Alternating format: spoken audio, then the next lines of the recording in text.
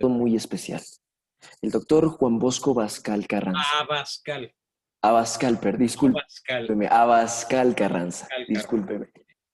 Historiador, doctor en psicología y catedrático. Y sin duda alguna está aquí para hablarnos de un tema muy interesante y de un personaje olvidado. El otro padre de la patria. El tema de hoy es sobre Agustín de Iturbide, el gran ausente. ¿Cuál es el Sin otro? más preámbulo. A ver. ¿El otro? El otro. Bueno, lo que nos han dicho los libros de historia, al menos digamos, lo natural, o por así decirlo, lo que está ideológicamente predispuesto, es que el padre de la patria fue Miguel Hidalgo. Bueno, pues comenzamos muy mal la sesión. Tengo que hacer de Precisamente. entrada varias aclaraciones contundentes. En primer lugar, tú dijiste, perdón, Adelante. es que estoy aquí eliminando algunas pantallas para poder tener más facilidad de acceso. Bien. Alguien dijo, no sé si tú o Cristian, que Iturbide es el consumador de la independencia. Error. El 16 de septiembre, en la noche del 15 al 16, no comienza la lucha por la independencia. La primera aclaración que debo hacer es que Miguel Hidalgo nunca quiso la independencia.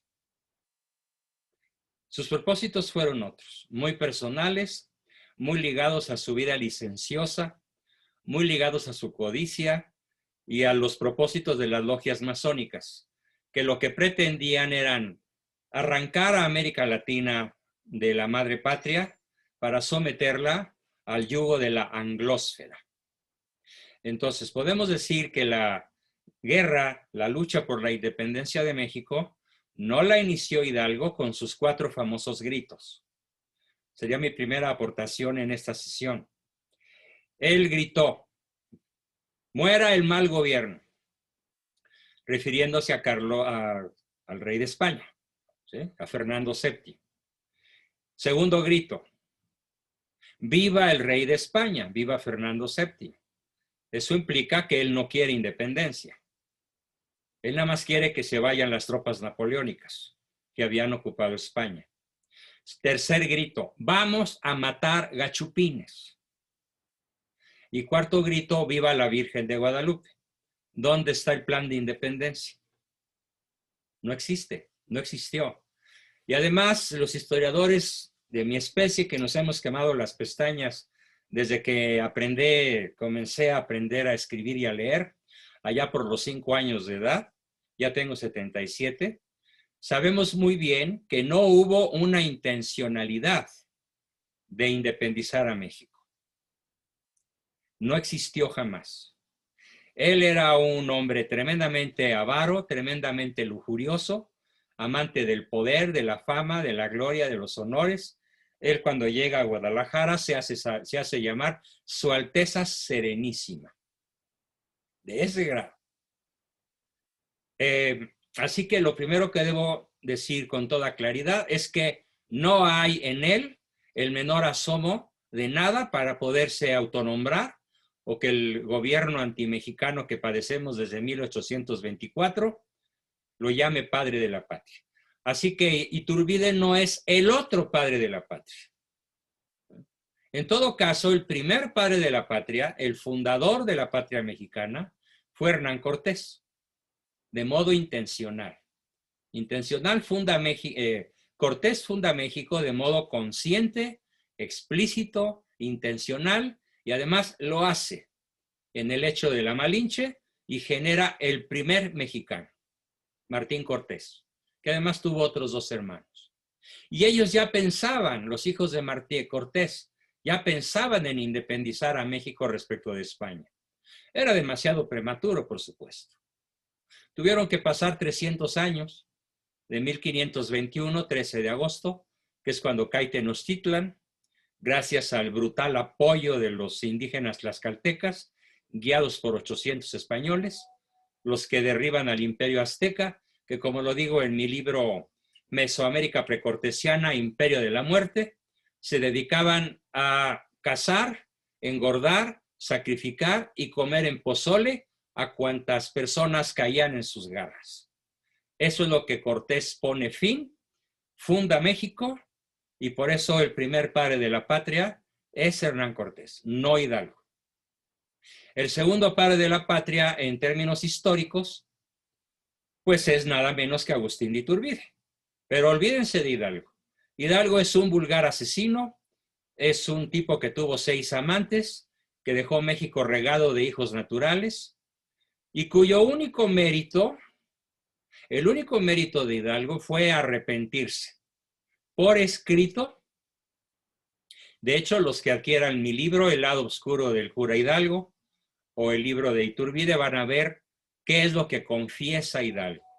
Confiesa por escrito, en forma manuscrita, sus innumerables crímenes, que sería muy largo enumerar y que más prefiero referirme a la figura de Iturbide que hacer el recuento de los crímenes de Hidalgo. Entonces quedan esas dos aclaraciones. Por esa razón, los días 15 y 16 de septiembre, yo pongo mi bandera a media asta. Porque además, lo que hizo Hidalgo logró que España mandara a la Nueva España lo mejor de su ejército. Por lo tanto, los que sabemos historia decimos, Hidalgo no solo no inició la independencia, la retrasó 11 años. En la década de 1810 a 1821, Iturbide empieza a concebir la independencia y la logra sin disparar un solo tiro. ¿Qué es lo que disparó Iturbide? Cartas, centenares de cartas y de visitas a caballo, después de aplastar la rebelión de Hidalgo y similares, para incitar, proclamar, proponer y consumar la independencia de México. ¿Por qué es tan odiada por la historia oficial y sus autores la figura de Iturbide? Bueno, existen varios motivos. Para empezar, Iturbide es como una figura mitológica, pero real, tirada en un lodazal. Hay que sacarla con grúa, pesa muchos miles de toneladas. Hay que limpiarla con mangueras de bombero. Hay que ir al detalle de esa figura fantástica, hermosísima, heroica, y entender que se trata de uno de esos raros hombres que la providencia suscita muy de vez en cuando. El odio de la historia oficial contra Iturbide se debe, número 1, no fue masón. No quiso entrar jamás a las logias masónicas, pudiendo haberlo hecho, como lo hizo San Martín, como lo hizo Bolívar, como lo hizo Sucre, como lo hizo el mismo Hidalgo, Morelos.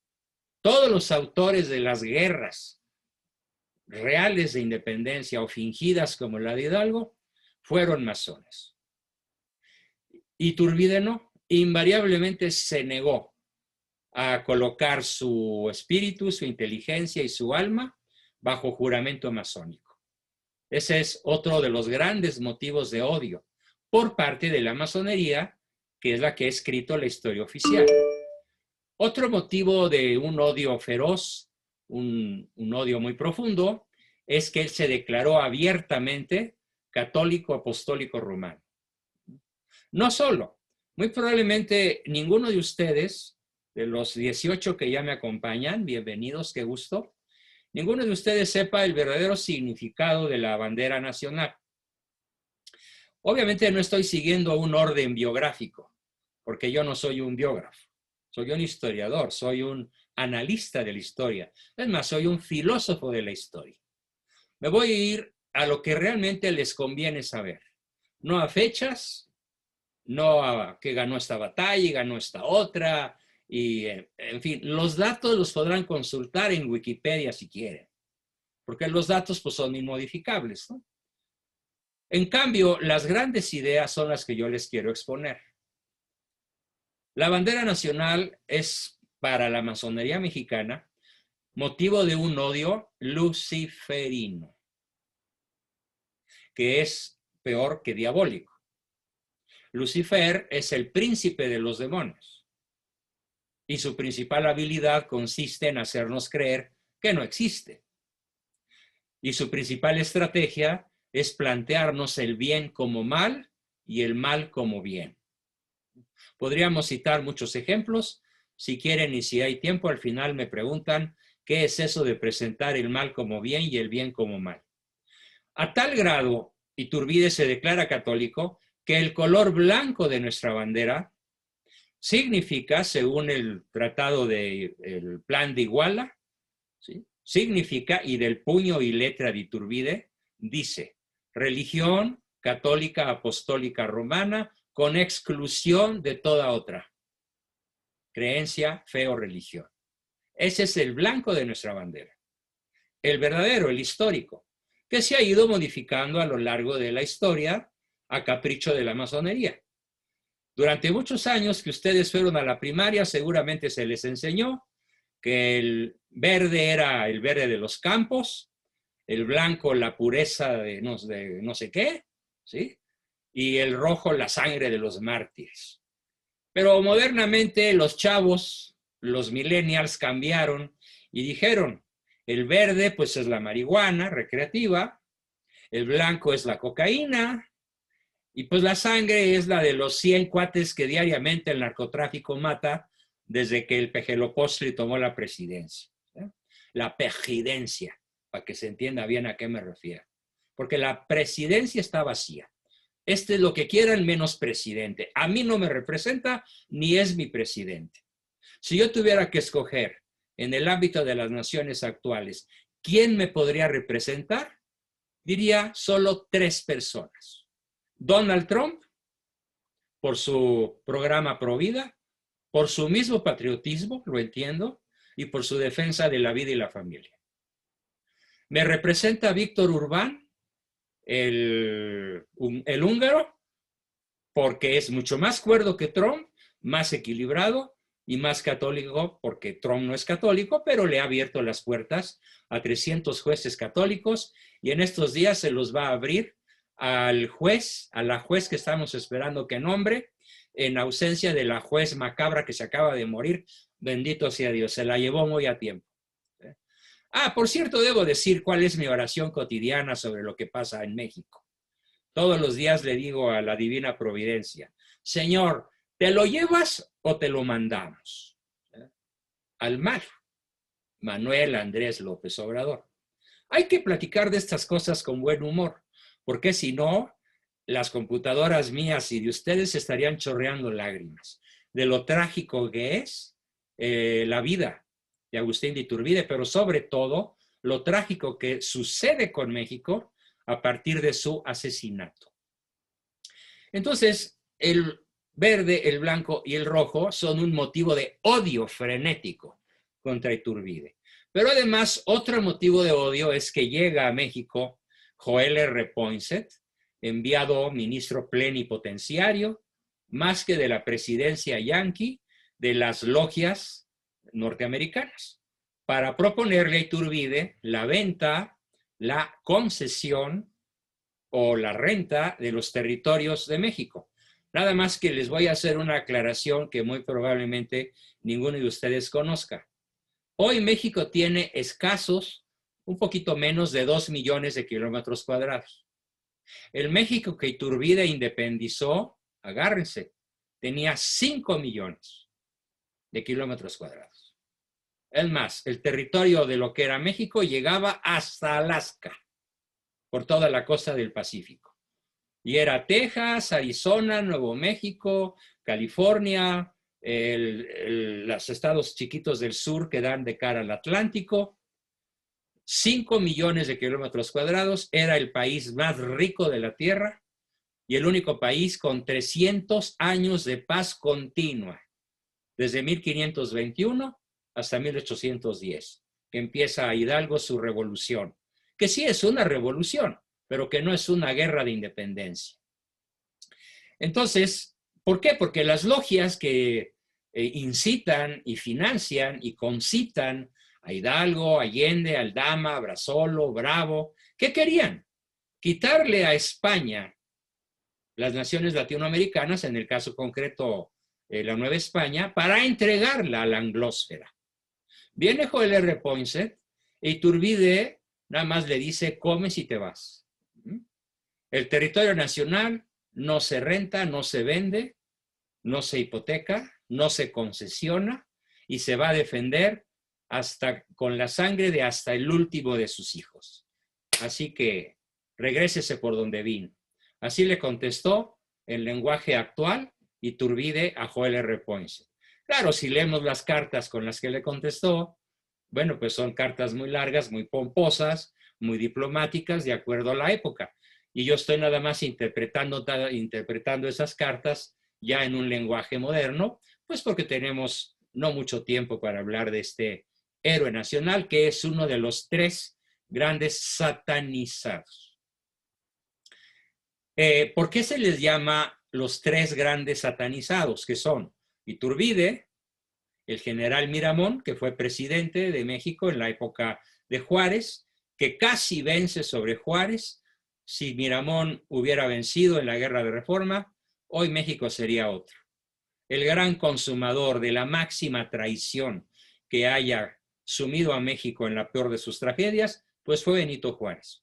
Y cuando quieran podemos platicar sobre este siniestro y luciferino personaje.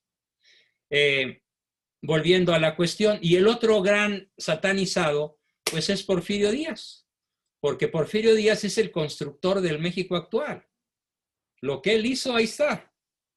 Ferrocarriles, carreteras, puertos, aeropuertos, economía, inversión extranjera, riqueza. Y eso fue lo que le costó a Porfirio Díaz que las logias norteamericanas que habían apoyado a Juárez contra Miramón y los conservadores financiaran a la bola de fascinerosos criminales, porque no se salva ni uno solo, comenzando por Madero, Carranza, Villa, Obregón, y todos ellos no son más que criminales de alto nivel. El peor probablemente de todos ellos, Zapata, y desde luego Villa. Y también Carranza, no se escapa nadie. Entonces, en su fase final, Porfirio Díaz renuncia a la masonería y se pone realmente, aparte de ya haber hecho la paz porfiriana, se pone a combatir a favor de México en sus últimos 10 o 15 años, y eso es lo que le concita el odio de las logias masónicas que le arman la revolución antimexicana de 1910, estallada el 20 de noviembre, que es una antifiesta antinacional. Otra fecha en la que pongo mi bandera a media asta. Bien, regresando a Iturbide. ¿Qué otros motivos de odio contra él? Bueno, pues que cuando él, conste que no estoy siguiendo un orden biográfico, estoy platicando conforme se me vienen las ideas a la cabeza para que no se me escape lo principal. Cuando él se entera de que la mayor parte del Congreso está formado por masones de alto nivel y que están conspirando, apoyados por las logias norteamericanas, para combatirlo a él, que ha sido nombrado emperador por el ejército, de modo espontáneo, ¿sí? Ahora sí que a mano alzada lo hicieron emperador, aunque él no quería.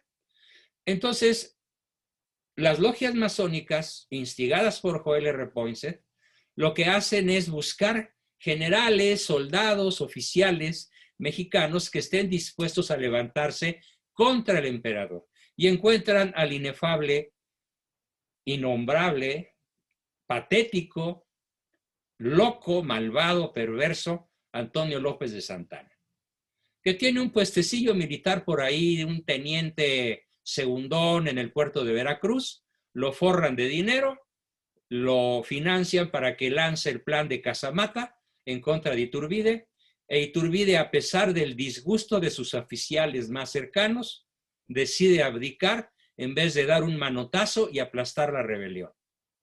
Yo creo que es el único error de un alma noble, haber querido evitar la guerra civil para reprimir una rebelión que él no se dio cuenta de que no era una rebelión mexicana, era una rebelión masónica y por lo tanto anti-mexicana. Debo aclarar que aunque el acta de nacimiento de algún masón, y hoy la lista es gigantesca, todo el gabinete de Malo es masón, comenzando por él. Aunque diga que son nacidos en México y que tienen nacionalidad mexicana, ¿qué es a lo primero que renuncia un masón? A amar a su patria. El masón es apátrida por juramento. Él es de la fraternidad universal, como lo acaba de proclamar este monstruo tirano que funge como presidente. Él no tiene patria. Claro, tampoco tiene matria, ¿no? Y espero que me entiendan. Y me vi muy suavecito. Bueno, entonces es muy importante entender que Iturbide, al abdicar e irse con su numerosísima familia a Europa, le ponen una sombra, un tal Marchena, que además era monje, fraile, sacerdote renegado, para vigilar los movimientos de Iturbide hasta cuando iba al baño, seguramente. Y pronto Iturbide, gracias a sus contactos en Europa, se entera de que hay una planeación para recuperar México para las logias europeas. Está armándose una invasión por Francia, Inglaterra y España. Y él regresa a México a ofrecer su espada invicta del dragón de fierro, militarmente el mejor estratega, uno de los mejores estrategas que haya dado la historia de la humanidad, equiparable solo a Julio César, el emperador romano, a Alejandro Magno, a al gran capitán, Gonzalo de Córdoba, español, Cortés, desde luego. De ese tamaño es el militar que viene a ofrecer su espada para salvar a México de la invasión tripartita que se estaba armando en Europa en 1823 y 24. Y de una manera tremendamente injusta, él no sabía que tenía orden de aprehensión en cuanto pisara suelo mexicano. Y en efecto, es tomado prisionero, pero él espera que el Estado mexicano reaccione conforme a derecho.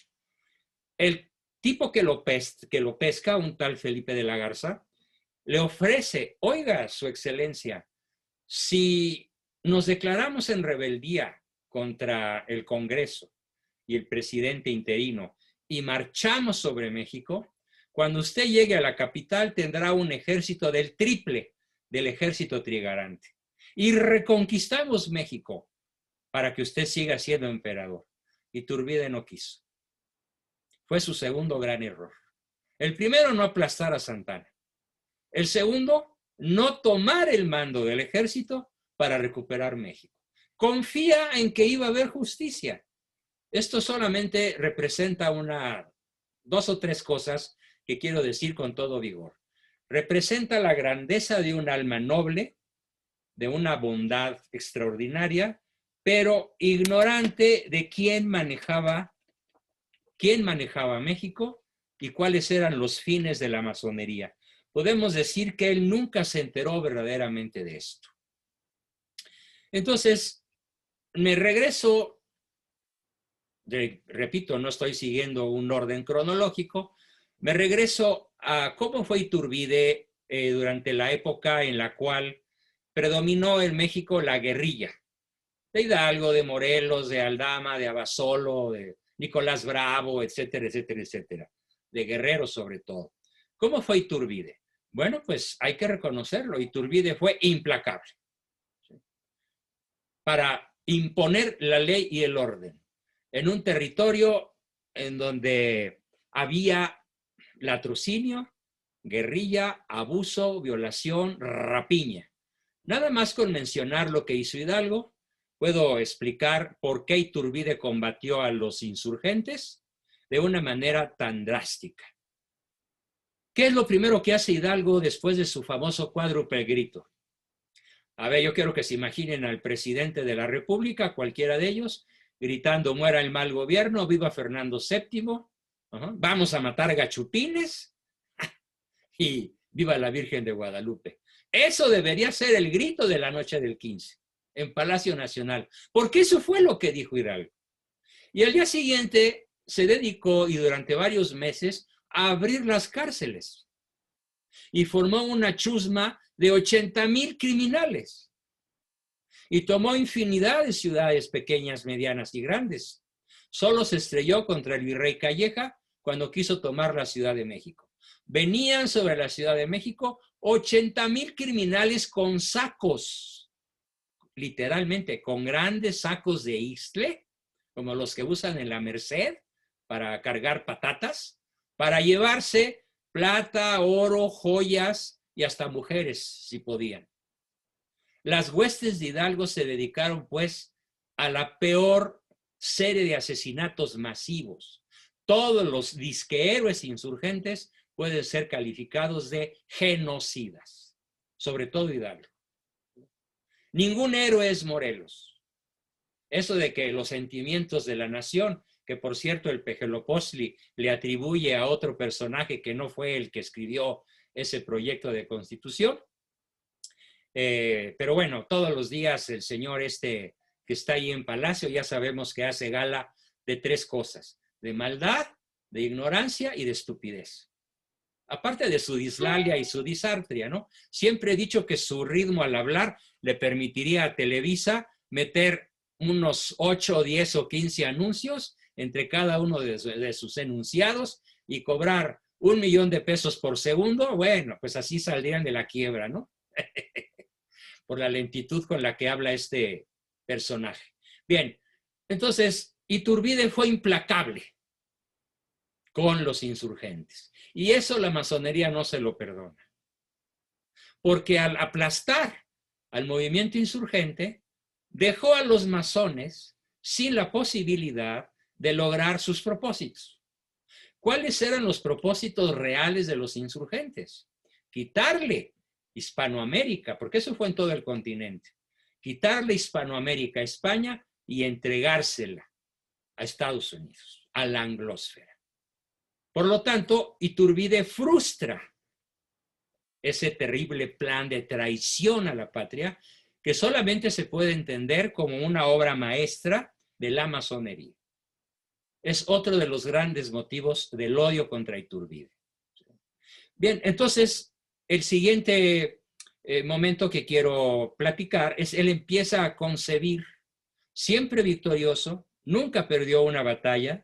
A Morelos lo hizo talco, literalmente. Morelos nunca volvió a levantar el pico después de que Iturbide lo derrotó en Michoacán e hizo que se desbandara. Manejando Iturbide un ejército varias veces menor al de Morelos, derrota a Morelos y más nunca levanta la cabeza y finalmente es atrapado y fusilado, justamente fusilado. Para mí Morelos no tiene nada de heroico, porque es un mal cura y un buen masón. Y todo buen masón tiene como Dios a Lucifer. Entonces, ¿por qué lo odian tanto? Pues porque fue implacable con los proyectos masónicos. Lo odian también porque en una de sus andanzas llegó a un pueblito, en aquella época era un pueblito, Salvatierra, Guanajuato. Ahora es una ciudad hermosísima, con una basílica preciosa. Les recomiendo, si quieren ir algún día a conocerla. Iturbide tuvo la ocurrencia de poner en las manos de la Virgen, que está ahí en esa iglesia de Salvatierra, el bastón de mando de su ejército. Se lo colocó a la Virgen y le pidió la victoria para sus proyectos. Y a la Virgen se los concedió, por lo visto, ¿no? Eso, bueno, si algo odia el demonio, es a la Virgen. Si algo le teme el demonio, es a la Virgen. Y si algo odian los masones, es a María. Así que este gesto de Iturbide, de ir a colgarle a la Virgen que está ahí en esa basílica su bastón de mando, es algo que a la fecha no le perdonan. Más conozco muchos masones que me lo han confesado. Masones conversos, ¿eh? Tengo no menos de unos 5 amigos de alto grado que han abandonado la masonería para abrazar un profundísimo catolicismo militante. Y mi contacto con ellos me ha permitido conocer la masonería por dentro, porque ellos llegaron incluso a altos grados. Bien, otra cosa que hay que aclarar muy importante. Si bien se reconoce a Iturbide a veces, y se va a hablar el domingo del consumador de la independencia, se exalta más la figura de Guerrero. Cuando todos los presidentes desde Porfirio Díaz para acá celebran el grito de la independencia porque coincidía con el cumpleaños de Porfirio Díaz, no por otra cosa. ¿Sí? Qué tranzas, ¿no? Exaltan la figura de Guerrero, no exaltan la figura de Iturbide. ¿Y cuál es el mérito de Guerrero? Pues es bien exiguo, es demasiado pequeño. Guerrero estaba cercado en las montañas del sur. Guerrero hubiera podido ser ahogado por hambre y sed y falta de insumos para sostener a su gavilla de fascinerosos, pero Iturbide le concede la posibilidad de sumarse al ejército trigarante. Y bueno, pues el mérito de Guerrero, el miedo no anda en burros, es decirle a Iturbide que sí, pero no es el abrazo de Acatempan, el abrazo de dos pares. Es el abrazo de un hombre noble contra un simple criminal, Guerrero. Que además su nivel de cultura era verdaderamente tan primitivo que escasamente sabía leer y escribir. Claro, le ganó otro, Guadalupe Victoria, primer presidente de México, que era analfabeta. Pero bueno, este parece ser un país de analfabetas, o como yo llamo, analfabestias, porque toman decisiones con las tripas, no con la cabeza. En fin, se da la unidad, pues, de Iturbide con todas las facciones que en aquella época había. Criollos, españoles, el mismo virrey O'Donoghue, Juan de O'Donoghue, que también era masón, la iglesia católica, el obispo principal, el cardenal, los principales obispos, la clase media, las clases bajas, los indígenas. De hecho, el ejército trigarante que entra a la Ciudad de México, formado por 14,000 hombres a caballo todos, pues venían indígenas desarrapados, que apenas tenían posibilidad de ponerse algún calzón para no entrar encuerados, y militares de alto rango que habían hecho su carrera de forma profesional. Todo México estaba ahí. Y al consumarse, concedamos la palabra consumación, porque el que la inició fue Iturbide y el que la consuma es él, no fue Hidalgo. Él consuma lo que empieza 5 años antes, estamos hablando entonces de 1816, él concibe realmente el proyecto del Plan de Iguala y lo corona el 27 de septiembre de ese año, de 1821. En ese sentido, sí es el consumador. Y lo maravilloso de este personaje fue que todo fue de saliva y por escrito. ¿Qué tal si hubiera habido internet? Bueno, o telégrafo, todavía no se inventaba. Tal vez se hubiera tardado no los 6 o 5 años que se tardó, sino a lo mejor 6 horas o 6 minutos, a la velocidad que hoy ocurren las cosas, ¿no? Así que ese es su mérito, haber logrado la unidad de todas las facciones rivales que había en México. Pero claro, los Estados Unidos de Norteamérica, con presidentes masones, no vieron con buenos ojos la independencia, el nacimiento de un joven país independiente a su frontera sur. ¿Por qué? Porque México todavía tenía, ya había perdido algunos territorios, pero todavía tenía 4,5 millones de kilómetros cuadrados. Todavía tenía riquezas inacabables. Todavía tenía un altísimo nivel de cultura, a pesar de que ya había ocurrido 50 años antes la expulsión de los jesuitas, que fue un brutal crimen contra México. Y entonces Iturbide logra crear una gran nación que amenaza la hegemonía yanqui en el continente y en el planeta.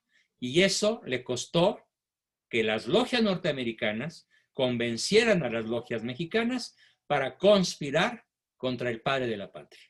Y lograron convencerlas a tal grado que a partir de 1824, México, ojo, mexicanos, nunca ha sido un país independiente, excepto con José Joaquín Herrera que fue presidente en 3 periodos muy cortos y que entró a la presidencia rico y salió pobre, porque él manejó las finanzas de este país de su peculio. Era un hombre rico. Esa es una figura egregia que probablemente ninguno de ustedes haya oído mencionar jamás. Don José Joaquín Herrera, presidente sin mancha. Ojalá tengamos la oportunidad un día de explicarles su extraordinaria biografía. Allí México sí fue independiente y no fue guiado con criterios masónicos. Pero no duró más que, sumados sus 3 periodos, no sumó más de 3 años. El segundo periodo en el que México fue relativamente independiente de las logias masónicas fue bajo la presidencia de Miguel Miramón, porque ni siquiera fue independiente cuando Maximiliano fue emperador, porque Maximiliano también era masón. Así que yo no admiro para nada a Maximiliano, ni es un personaje digno de admiración, ni es un héroe nacional, aunque muchos imperialistas que andan por ahí trasnochados lo consideren un héroe nacional. No lo fue. Además fue un tipo cobarde, un tipo que avanzó en todos los proyectos masónicos contra México, como si hubiera sido tan masón como Juárez. Nada más de logias diferentes, pero con los mismos proyectos liberales. Y decir liberal no es decir buena persona, que deje en libertad a otros, no. Liberal quiere decir sinónimo de masón, apátrida, luciferino, con diferentes niveles de gravedad. Entonces, ¿y cuál fue el otro periodo del México independiente realmente? Pues los años finales de Porfirio Díaz, como ya lo expliqué, en donde tuvimos al dólar a la mitad de $1, a 50 centavos. Y nuevamente con Porfirio Díaz, los Estados Unidos se vuelven a asustar y piensan que no van a permitir que México progrese como nación independiente, alejándose cada vez más de la anglósfera. Y por eso arman la Revolución de 1910, con dinero yanqui, y pescan a un incauto, a un ingenuo, a un estúpido, a un espiritista de bajo nivel intelectual como Francisco Madero, al que yo llamo Francisco Indionesio Madero. Indionesio Madero. Porque además el señor, antes de salir al Palacio Nacional a dar sus mañaneras de aquella época, consultaba con el espíritu de don José. Tenía sus tenidas espiritistas para gobernar a la nación. Digo, no me alegra el que muera, y más de la manera que él murió, trágicamente asesinado. No es algo que me alegre, pero qué bueno que México se libró de Madero. Y qué bueno que se libró de Villa y de Carranza y de Obregón y de Calles. En fin, ¿qué pasa entonces con, cómo le llamo yo a la historia de Iturbide? La tremenda decepción. La figura de Iturbide, bien analizada, no nos puede causar más que una profunda tristeza, a la vez que una profunda indignación y un profundo anhelo de verdadera independencia. ¿De quién nos tenemos que independizar? Bueno, nos tendremos que independizar de los poderes globales que hoy gobiernan la Tierra, que son 7 poderes: el gobierno mundial, la banca mundial, el ejército único, el narcotráfico, los medios masivos de incomunicación o de desinformación, la universidad atea y la masonería eclesiástica, que es posiblemente la que más nos tiene sumidos en la ignorancia y en el alejamiento de nuestra fe, que está representada en el color blanco de nuestra bandera. Es muy importante, antes de terminar, nos quedan pocos minutos, hacer referencia a cómo muere Iturbide. Él dice: mexicanos, muero feliz porque muero entre vosotros. Él, después de confesarse, comulgar, asistir a misa, incrédulo de lo que va a ser su destino, pero resignado como buen cristiano a los designios de Dios, que muchas veces no los entendemos, finalmente muere en paz y les dice a los soldados que lo van a fusilar: muero feliz porque muero entre vosotros. Y escribe, ya había escrito una larga carta que nos llevaría muchísimo rato leerla, por lo tanto no hay espacio para hacerlo, pero sí quiero decir que muere con una dignidad verdaderamente extraordinaria, digna de la más profunda admiración. Entonces, el único que se atrevió hace algunos años a exaltar la figura de Iturbide fue un mal presidente, pero que en aquellos momentos no era tan malo, que después se corrompió porque el poder lo corrompió. Y me refiero a Felipe Calderón, que tuvo el valor de celebrar la ceremonia del grito de su partido en 1996 al añadir el nombre de Iturbide a la lista que se proclamó en esa fecha. El triunfo de los liberales que odian a Iturbide es el triunfo del anti-México. Hoy gobierna México los 7 poderes globales. Lograr la independencia de ellos como nación, déjenme decirles, no es posible. No es ya históricamente posible. Hay que celebrar el día 27, que es el domingo, porque es la historia de una gesta gloriosa que culminó gloriosamente, pero cuyo gusto nos duró menos de 2 años.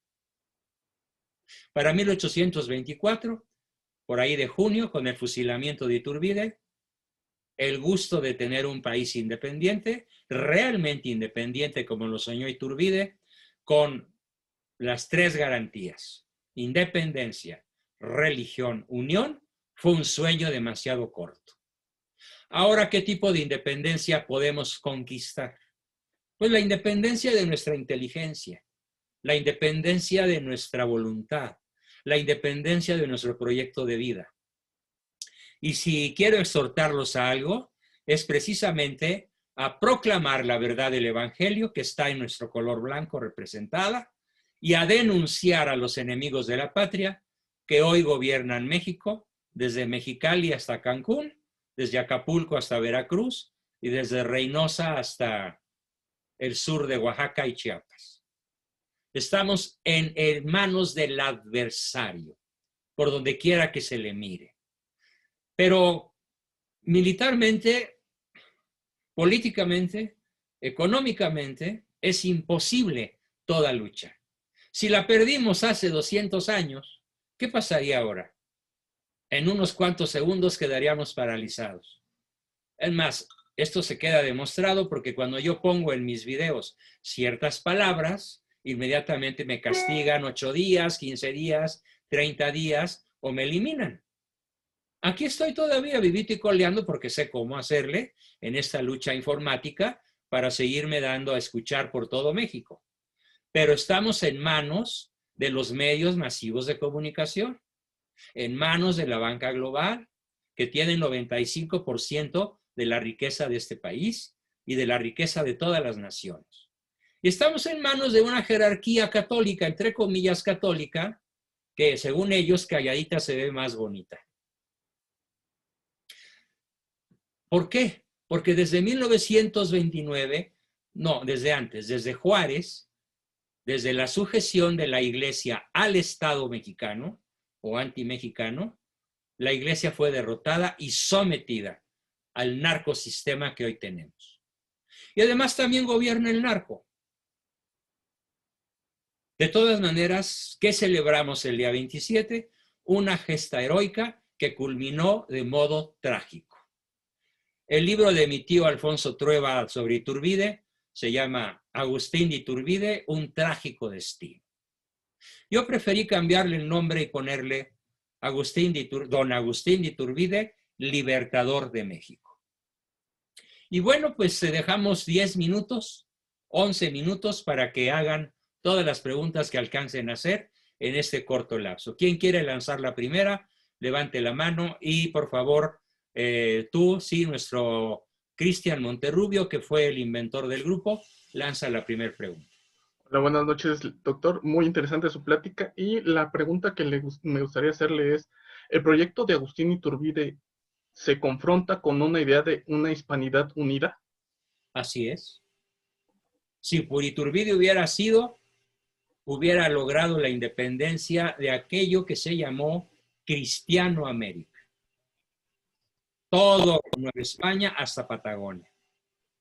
incluyendo a Brasil, a Chile, a Colombia, Venezuela, Ecuador, Paraguay, Uruguay. ¿Cuál fue el secreto de la masonería? Es muy simple, divide y vencerás. Pues Cristianoamérica fue atomizada en 20 y tantas naciones para que la masonería pudiera instalarse de manera impune en todas y cada una de las nacionalidades que antiguamente dependían de alguna manera de la madre patria.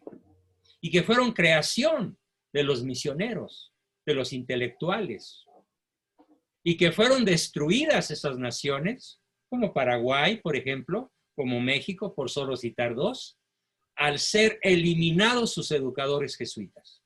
Y después al ser eliminadas sus órdenes mercedarias por Juárez y dejarnos sin hospitales. Por eso ahora existe el Importa Madre su Salud, ¿no? Mejor conocido como Instituto Mexicano de Seguro Social, IMSS. O el INSABI, que ¿qué significa? INSABI, Dios que sea, ¿no? Pero no se ocupa de tu salud, desde luego. Sí, el proyecto de Iturbide, de haber tenido éxito, hubiera podido cubrir a todo Cristianoamérica. Siguiente pregunta. Todavía hay chance. A ver, esas lenguas, para eso las tienen, para preguntar. O yo les hago una, ¿y cómo se sienten ante este trágico destino? A ver, aquí mi amigo Yisbac Martínez, pon tu micrófono. ¿Me escuchan? Te escucho. Ok. Esta jovencita Andrea. A ver, Yisbac. Sí, ¿desde qué punto se empieza a crear una imagen de Agustín de Iturbide en la historia mexicana? ¿A partir de qué punto? Porque yo tengo entendido que fue, igual puedo equivocarme, fue a partir del gobierno de Plutarco Elías Calles, a mi entender. No. Ya ¿No? desde Nicolás Bravo, Vicente Guerrero, Ignacio Aldama, Guadalupe Victoria, ya escribían la historia ellos. Ya hablaban mal de Iturbide, inventándole unas calumnias terribles, diciéndole que era un hombre absurdo, tiránico, tan ambicioso como Napoleón, que sí era ambicioso. Napoleón, acuérdate cómo en Notre Dame, cuando va a ser coronado, le quita la corona de las manos al Papa y se la pone él y exclama que nadie en el mundo lo puede coronar, excepto él a sí mismo. Entonces, los masones de la época, vivos todavía en la época de Iturbide, pretenden manchar su imagen equiparándolo al monstruo de Napoleón. Ahí empezó la satanización de Iturbide. ¿Bien? Claro, después la reforzó Juárez y finalmente fue ya elevada a la categoría de libro de texto con Plutarco Elías Calles, a partir de 1928, por ahí así, con el famoso Pacto de los Generales, que sería materia de toda otra sesión. ¿Bien? ¿Alguna otra pregunta, por favor? Sí, doctor, yo tengo una. No, Usted nos comentaba al inicio esto de que se pretendía hacer a lo malo bueno y a lo bueno malo. Muy bien, Andrea, sí. Adelante. A ver, hoy, ¿cómo se le llama al aborto en la Ciudad de México? Derecho de la mujer a decidir. Pero se le llama todavía peor, regularización de tu ciclo menstrual. Caray, ¿Sí? Nunca lo había escuchado. Bueno, pues te lo platico porque yo manejo muchas pacientes traumatizadas porque a los 14 años, a los 20 o 30 años, fueron a hacerse un legrado, a matar a su bebé, y el médico las tranquilizó diciéndoles dos cosas. No vas a matar a nadie, lo que tienes es un conjunto de células, y cuando las extraigamos, tu ciclo menstrual quedará regularizado. Y 3, tú tienes derecho a hacer lo que quieras con tu cuerpo. Claro que esto es una manera perfectamente clara de llamarle bien al mal. Y al revés, llamarle mal al bien. Cuando yo declaro, por ejemplo, en mis redes sociales, que varón y mujer nos creó, que no hay un tercer sexo, que no hay un gen homosexual, ¿vieras cómo me odian? Yo no me estoy diciendo la verdad científica, la verdad que certifica la biología, la bioquímica y hasta la física cuántica. Nada más hay 2 sexos. Los homosexuales no tienen un gen cambiado. Eso no existe. Diferente de los hermafroditas, que es una enfermedad muy rara, que tienen 1 cada 100,000 aproximadamente. Y esa sí es una degeneración gonadal. Pero no estamos hablando de los enfermos. Estamos hablando del grupo LGTBI, más letras que se acumulen de aquí al 31 de diciembre, ¿no? Que ya van como 102, según la ONU. Entonces, cuando yo me atrevo a hablar lo que son, es una perversidad, es una ley contra natura, es un derecho que no existe. Entonces, el malo soy yo y me llaman homofóbico. Son 2 ejemplos perfectos de cómo hoy al mal se le llama bien y al bien se le llama mal. Bien, gracias Andrea por preguntar. A ver, adelante con Adrián. Aquí tenemos justamente un exmasón. Buenas noches, doctor. Tengo el gusto de presentarse. Exma.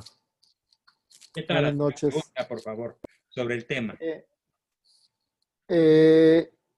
Las logias Lautaro. De Sudamérica. Sí. ¿Hubo algún impacto en las logias Lautaro? Porque las logias Lautaro no eran por sí logias masónicas. Tenían todo lo que es la simbología y los rituales, pero en las logias Lautaro, por eso muchos sacerdotes entraban a esas logias. ¿Hubo alguna logia Lautaro en México? Fíjate que ya me pusiste a estudiar. Con toda humildad debo de decirte que no lo sé. Okay. No lo sé. Digo, al mejor cocinero se le va un tomate, ¿no? Y en medio de mis 6 o 7 horas diarias de lectura, desde que aprendí a leer y escribir, y llevo en mi contabilidad como 3,000 libros leídos y estudiados, nunca me topé con una logia Lautaro en México. Ok. Pero, creo que Cecilia iba a decir algo. ¿Sí? ¿Perdón? Cecilia iba a mencionar algo. A ver, Ceci, ¿cuál es tu pregunta? Gracias, buenas noches. Hola, Ceci, a ver. Doctor, Adelante. si usted dice Ceci que... González. Gracias. Doctor, si usted dice que Plutarco Díaz Calles dejó esta malinformación de toda la historia de México, ¿ha habido algún presidente que ha intentado cambiarla para que nos den la información correcta, que es la que usted nos está mencionando para toda la educación en México? Pues te tengo la peor respuesta posible. Ni uno solo. Porque todos los presidentes, con excepción de Iturbide, Miramón, José Joaquín Herrera y en su fase final Porfirio Díaz, son masones de alto nivel. Y quieren aplicar a México la principal estrategia con la cual pues el demonio hizo caer a Eva y a Adán, la mentira. La mentira institucionalizada, la mentira hecha historia. Nadie ha querido jamás rectificar. Es más, les cuento antes de terminar una triste anécdota. Cuando Fox gana la presidencia, llama a mi hermano Carlos para competir por los que van a ocupar la Secretaría del Trabajo. Y se la queda mi hermano. Carlos, mi hermano, fue el secretario del Trabajo con Fox. Y a mí con el ranchero enamorado, como yo le llamo en mi novela, Silvestre Primitivo Zorrilla, el ranchero enamorado de Martita Asegún, la zorrita de Palacio. Esto es historia del México moderno, ¿eh? Me llama el Primitivo Silvestre y me propone que haga yo un proyecto para ver si me quedo con la cartera de la Secretaría de Educación. No me llamó directamente, me llamó a través de mi hermano y a través de otros personajes que ya murieron todos. Y yo presenté mi proyecto. Y el único proyecto que presenté fue: vamos a reeducar a México en solo una materia, que México conozca su verdadera historia. Y tristemente, el personaje que conoció mi proyecto físicamente y lo leyó y lo estudió, es uno de los hijos del fundador del PAN, Gómez Morín. Y dijo: muy interesante, pero políticamente incorrecto, no va. Y se suponía que el PAN había asaltado el poder para liberar a México de la tiranía priista. Por eso yo siempre he dicho que México es gobernado desde 1928 por un monobloque. Priandr. Y además hago un chiste medio curioso sobre este asunto. Cuento que si Steven Spielberg, el autor de la película esta de Jurassic Park, ¿no?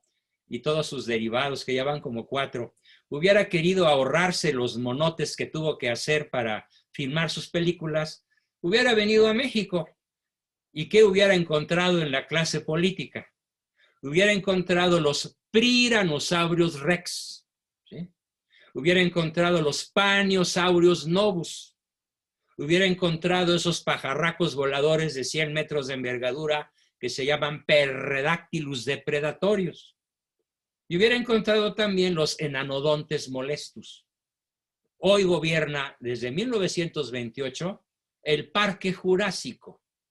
Es más, si tú te vas a la lista de los que hoy están en el gabinete, todos fueron del PRI, todos fueron del PAN, todos fueron del PRD. Entren a mi página de Facebook y verán la lista que la subí apenas hace 4 días. Hombre por hombre, y además todos son criminales, sin excepción. Muchos de ellos están indiciados, por ejemplo, Bartlett, al que yo llamo Darth Bartlett, Darth Vader, como el de la Guerra de las Galaxias, no puede entrar a Estados Unidos porque allá está convicto y confeso del asesinato doloso de Enrique Camarena, un agente de la DEA, en la lucha contra el narcotráfico. Así que lamento mucho decirte que nadie ha hecho el menor intento de rectificar nuestra historia, excepto los locos Don Quijote que andamos como yo, como tu servidor, anunciando y denunciando. Bueno, pues me queda 1 minuto para despedirme y los invito a ver si te sacas otra de la manga, Cristian. Me gustaría mucho en octubre dar una conferencia más amplia, más profunda, sobre algo que tendría que llamarse la hispanidad en la historia de México. Sí, precisamente. ¿Qué es la hispanidad en nuestra nación? Sí, hay que reconocer a la madre. Precisamente lo que le quería comentar, en invitarlo posteriormente a dar cierta plática, porque creo que no podemos tener un rumbo como país si no tenemos una conciencia histórica precisa de dónde venimos y a dónde vamos. Así es. Cuando quieras, Cristian, mediante WhatsApp le buscamos una fecha. Ese día que asignemos, te prometo una sesión mucho más amplia que esta, para que podamos extendernos sobre un tema formidable, aprovechando el 12 de octubre. Ok, bueno, entonces quedamos al tanto y muchísimas gracias por esta plática que nos ha servido muchísimo. Todos, queridos amigos, nos vemos pronto. Les recomiendo, por favor, mi libro. Ayúdenme, por favor. Yo lo obsequié a los que se inscribieron, ¿sí? Pero ayúdenme comprando algunos de mis libros de historia. He sacado ya 17 y pues de eso como, ¿no? Y como decía San Pablo, el que al altar sirva, pues del altar coma. Y de eso como, sobre todo en esta época de pandemia. Elsa Blasa, tienes 30 segundos para preguntar. Sí, doctor, yo no deposité hoy, me cerraron una sucursal que está cerca de mi casa, pero mañana le deposito, doctor, ¿sí? Muchísimas gracias, no te preocupes. Muchas gracias, doctor. Les mando un cordial abrazo. Espero vernos muy pronto. Gracias. Hasta luego, doctor. Muchas gracias, doctor. Hasta luego, buenas noches. Muchas gracias, doctor. Gracias. Bye. Buenas noches. Besos de